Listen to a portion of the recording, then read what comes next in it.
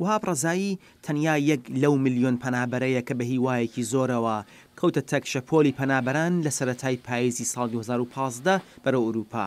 هەوڵێک بۆ کۆتایی هێنان بە نەهامەتی، ئازار، سەرکوت و بێهومێدی. بەڵێ ملە کرماشانە و چیم لەسە ئورومیە لەوریشە وە قاچاقی چیم لەسە تورکیا. بەڵێ ئەلبەتە من و ئەو برامە بە خاترە مشکلاتێک داشتیم وەلی لە شوونێ دی خانوادە وەگەردە قانونی هاتنە تورکیا. وهاب ئێستا دانیشتووی کەمپێکی پەنابەرانە لە شاری یوڤاسکۆلا لە فەنلاند، یەک لەو وڵاتانەیە کە دوای قسەکانی سەرۆکوەزیرانی ئەو کاتی وڵاتەکە یوها سیپیلا کەوتی خانووەکەی خۆی لە باکووری وڵات دەداتە پەنابەران بوو بە وێستگەی کۆمەڵێک زۆر پەنابەر. مثلا تعریفەیەکی ناوچووم لە لەحاظە مثلا خدمات اجتماعی و خاطر مثلا خیلی شتێ لە کشوەرەی تر بێترە و دلیل تریش یە بیە کە ئیمە یە برامان وێرە بی دی ئەوەیش تعریف کردووە دارێ مردم خۆ بدرێ ئوجرەسە ئەوجرەسە ئیمەش هاتیم. بەڵام ئایا لە ڕاستیشدا وایە و ئەم وڵاتانە وەک دەگوترێت و دەبیسترێت خزمەتگوزاری باش پێشکەشی پەنابەران دەکەن؟ وەلا بەخوا نە، وەلی متاسفانە جوواومانە و خوب نییەن و ئێرانیێریش کاتنە مەعمولەن شاید بشم 95% ئێرانیێر ئەسەن خەیری دیر ڕەسیدگیکەن و پەروەندەیان.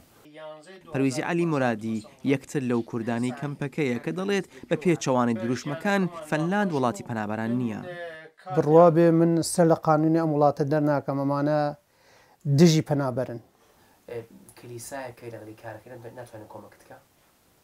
ئەم لەم وڵاتە هەموو شت بەڵێن بە قسەی خۆیان دەڵێن وڵاتێکی دموکراسی و ئازادە، بەڵام کاتێ ئەڕۆیتە دایرەی حەجرا یا بۆ محەکمە پرسیاری لێ دەکەن ئەو شتانە نییە، یانە لە 100% دژی پەنابەرن. شێوازی هەڵسوکەوتی بەرپرسانی دایرەی پەنابەری وڵاتەکە لەوانە بەرپرسانی ئەم کەمپە وا دەنوێنێت هیچ هەوڵێک لە ئارادا نییە بۆ چارەسەرکردنی ئەم کێشانە. یەک لە سەرەتایترین پێداویستەکانی مرۆڤ خزمەتگوزاری پزیشکیە و وا دەنوێنێت کە وڵاتانی ئوروپایی دەبێت لەم بواردە پێشکەوتوو بن. ئەمە 3 ساڵە بۆ دکتۆرە چمێژێ تا ئەقامە وەرنەگری ئەو شتەکانتە نەخۆشیەکە جیبەجێ ناکەین. باش نییە هەبە ئەچیتە دکتۆرەچێژی یا ئەو بخۆ یا پانادۆڵ بخۆ. ئەمەش لە کاتێکدا ئەم پەنابەرانە بە هیوای ژیانێکی ئارام و ئازاد هاتوونەتە ئەم وڵاتە. ئیمە وەشوون ئارامشەواتی منە ئیمە و خاطریەک لە ئێران هەزار لە بەدبەختیە دموکراسی نییە، ئازادی نییە، هیچ نییە، یعنی تەمامە موجودات لەناو ئێران گشتی ئینحسار بینە، گشتی گرەوگان گیریانە. مشکلی ئیمە یەسە وەگەرنە ئیمە لە زەمانە خۆمان وەختی لە ئێران بیمن هەم کار داشتیم، هەم ماڵ داشتیم، هەم ماشین داشتیم، هەم زندگی داشتیم. ئاخۆ چاوەڕوانی بە درێژایی چەند ساڵ و نەبوونی هیچ هیوایەک بۆ دوا ڕۆژ بووەتە هۆی ئەوەی کە ئەم پەنابەران لە هاتن پەشیمان ببنەوە؟ پەشیمان نییە، من بەس پێم وەیە بێمە وڵاتێک کە خۆم و ئایلەکەم لە ئارامش بێن، ئاسایش بێن. چۆن من لە ئێرە لە وڵاتەکەی خۆم ژیانم نەبووە، بۆچی من بۆیە من هاتوومەسە دەرەوە. عەلیش کوڕە گەنجەکەی وەهاب دەڵێت ساڕای هەموو ئەوانە ئەو پەشیمان نییە لە هاتن ئێستا لەم شارە هەواڵێکی زۆری هەیە. وڵا نا پەشیمان نیم، ڕازیم، خراپ نییە، پارەمانە دەنێ ئەیبی نییە. مانەوە لە کەمپێکدا بۆ زیاتر لە 3 ساڵ بێ هیچ هیوایەک بۆ کۆتایی هاتنی گرفتی زۆر بە دوای خۆیدا دێنێت.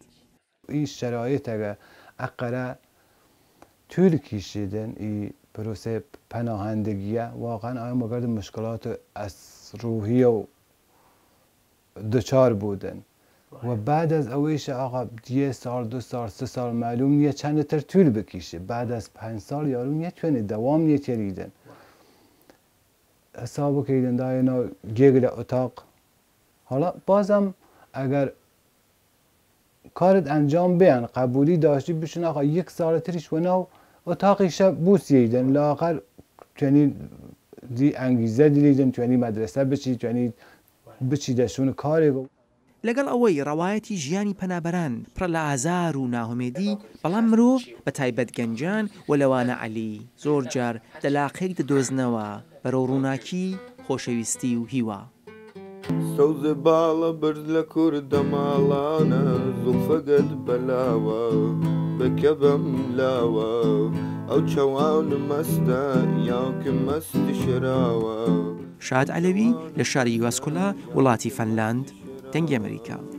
یە زوڵفە یا گوناو گرفتارت بیمە، ئەی نەزانم بۆچی لە ئێمە دەرمان نییە، زوڵفەگەت بەلاوە بەرکە بەم لاوە، ئەو چەوان مەستە یاکە مەستی شراوە.